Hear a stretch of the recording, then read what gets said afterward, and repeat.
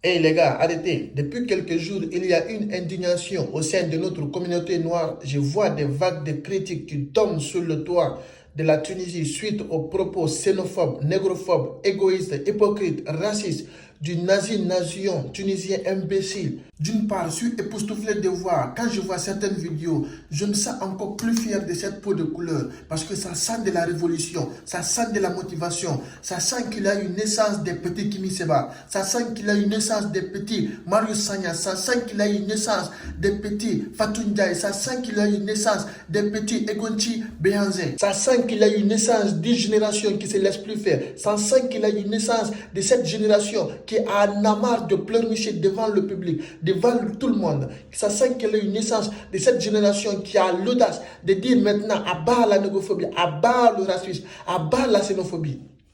Mais malheureusement, il y a encore des gens qui viennent raconter des histoires qui n'ont aucun rapport avec la Tunisie, des gens qui viennent raconter de quoi que ce soit pour gagner ces petits likes, ces petits commentaires et partages afin de sauver sa poche. Intérêt personnel, autre problème de l'Afrique qui continue à empirer les choses. Je ne suis pas ici aujourd'hui pour vous dire que la Tunisie est bonne ou la Tunisie est mauvaise. Moi personnellement, j'ai la rage contre ces gens depuis petit. Ça devient encore plus pire suite aux propos du xénophobe, négrophobe, égoïste, raciste, hypocrite du nazi-nation imbécile tunisien qui est El Kaïsad, le président de la République. Je ne suis pas non plus là aujourd'hui pour vous dire que mes frères qui sont à Tunisie, ils ont bien fait ou bien ils ont mal fait. Et les gars, c'est gâté. Actuellement, à Tunisie, c'est gâté. Trouvons une solution pour que les ressortissants de la Tunisie, qui sont nos frères subsahariens, aient une condition de vie afin qu'ils puissent continuer leur voyage ou bien retourner dans le pays natal. Moi, je suis là aujourd'hui pour dénoncer ces personnes qui savent la vérité, qui connaissent réellement ce qui se passe et refusent de dire la vérité aux gens qui ne savent rien de ce qui se passe aujourd'hui dans la communauté noire, plus précisément à Tunisie. Partagez la vidéo, je vous explique. Laissons un peu ces gens de l'Afrique du Nord qui se créent européens, qui vivent dans le continent africain, qui sont des Maghrébiens, qui se créent au-dessus de la peau noire, qui ne sont même pas arabes et qui se disent soi-disant arabes musulmans. Les arabes se trouvent en Arabie Saoudite, à Yémen. Vous n'êtes même pas une république islamique. Ce n'est pas comme l'Indonésie, d'où la population est totalement musulmane. Là, on peut appeler voilà, une république islamique. L'Indonésie, c'est un pays islamique. Voilà, c'est pas la Tunisie, l'Algérie, le Maroc ne sont pas des pays islamiques. Voilà, parce que au Maroc, il y a des chrétiens, en Algérie, il y a des bouddhistes, au Tunisie, il y a des juifs. Voilà, c'est un peu partout. Vous voulez seulement faire part de l'Afrique parce qu'il y a l'Afrique francophone, lusophone, espagnole. Maintenant, vous voulez faire aussi Afrique arabe, c'est pas Afrique. Vous êtes des simples bergers, mes frères. Vous êtes les gars, vous êtes des simples berbères, bergers, maghrébiens, c'est tout. Vous voulez ou pas, vous êtes des Africains et les Européens, vous ne reconnaîtrez jamais européens. Donc vous êtes Africains, vous voulez ou pas. Personnellement, je suis étonné de voir des Noirs étonnés suite aux propos de ces Maghrébiens. C'est étonnant, les gars. Les Noirs ne doivent pas être surpris par ces propos pareils. Parce que ce n'est pas la première fois. Combien de fois ces Maghrébiens vous ont dit qu'ils ne sont pas africains?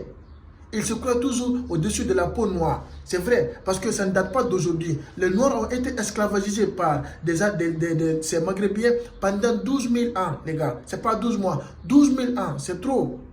Kankou Moussa, toutes ses fortunes, ce n'était pas du hasard. Il vendait ses propres noirs aux Arabes et à ses berbères, ces bergers, qui soi-disant est maghrébien. Raison pour laquelle ils ne vont jamais nous respecter. Tant que nous-mêmes, on ne commence pas à se respecter réellement. Il faut qu'on commence à faire part des choses. Bref, revenons à nos moutons. Une fois arrivé au Mali, il y a des gens qui viennent t'accueillir. Des Noirs, tes propres frères noirs qui sont Maliens, Guinéens, Ivoiriens, je ne sais pas quoi. Je globalise des Noirs qui viennent t'accueillir une fois à la gare au Mali, qui viennent te demander si tu pars en Algérie.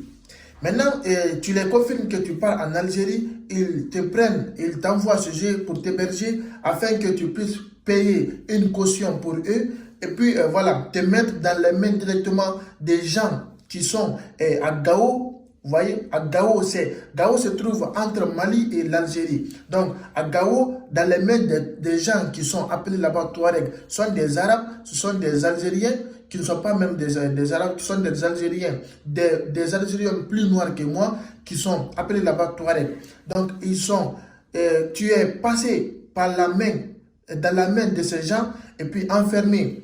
Maintenant, c'est là, on va te demander une caution à payer dans le foyer. C'est là on va te demander à payer une somme d'argent. Tu dois appeler tes parents qui sont en Afrique. Si tu es guinéen, tu appelles tes parents qui sont en Guinée. Si tu es ivoirien, tu appelles tes parents qui sont en Ivoire pour faire le versement de l'argent afin qu'on puisse te libérer et puis te laisser faire ton voyage. Remarquez quelque chose. Quand on prend ces gens, maintenant, on les enferme. On les enferme, on les demande d'appeler ses parents.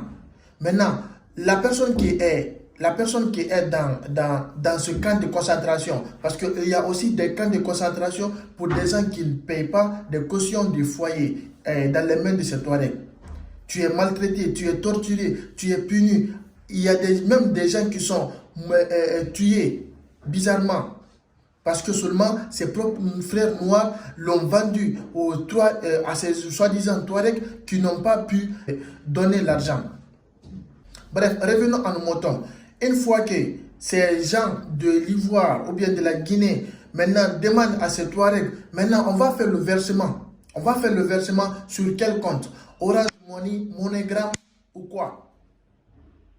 Maintenant, ils vont te dire, on va te donner un numéro qui se trouve dans le même territoire dont tu es. Si tu es malien ou bien si tu es ivoirien, on va te dire, il faut faire versement sur ce compte numéro qui est un numéro ivoirien. À ton avis, c'est ton propre frère ivoirien ou bien c'est ton propre frère guinéen qui t'a vendu aux Arabes ou bien ce sont ces Arabes qui t'ont vendu aux Blancs. C'est là le problème. C'est la même chose qui se passe à Tunisie. À Tunisie aussi, il y a des camps de concentration, c'est-à-dire il y a des foyers là où tes propres frères noirs t'ont gardé afin que tu puisses payer des cautions pour te libérer et puis te laisser partir en Europe. Tu ne payes pas ça, tu es tabassé. Tu ne payes pas ça, tu es torturé. Tu ne payes pas ça, tu es maltraité, tu es presque tué même. Maintenant, c'est parce qu'il y a eu cette femme qui n'a pas pu payer cette caution, elle a subi ce désastre. Elle a rendu l'âme due à ce mouvement parce qu'elle n'a pas pu payer cette caution. C'est quand la police tunisienne a appris le décès de cette jeune femme noire, la police tunisienne s'est rendue pour faire l'enquête afin d'arrêter ces gens qui ont pu maltraiter, tuer cette jeune femme noire. La police tunisienne même a été attaquée par des Noirs qui étaient armés dans ce foyer. Raison pour laquelle la police tunisienne est venue le lendemain bien armée et puis afin de saccager tous ces foyers et faire arrêter ces gens qui ont maltraité cette jeune femme noire qui n'a pas pu payer les cautions du foyer afin de poursuivre son voyage en Europe.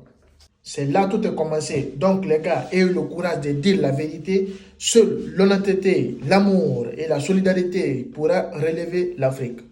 Bon voilà, c'était pour vous expliquer quelques détails sur le sujet de l'actualité de notre communauté que certaines personnes n'avaient jamais entendu auparavant.